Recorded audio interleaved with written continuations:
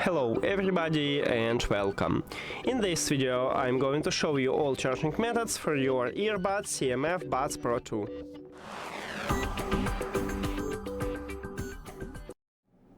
The first one is a classic one, is to use an adapter and USB-C cable. Connect adapter to the power, and at the right side of the charging case we have USB-C port, so connect USB-C cable right at this port. At the front side we have this LED light, and it means that your earbuds is charging. Now, the second option is to use your phone, and all you need to have for this just USB-C to USB-C cable.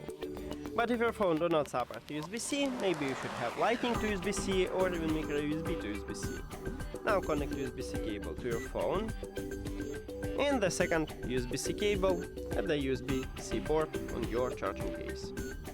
And in the front side, again, we can see this LED light. So it also works.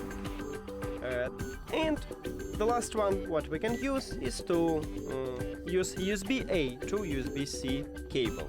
So you can charge it from your phone, from your PC, or maybe another device with USB-A port.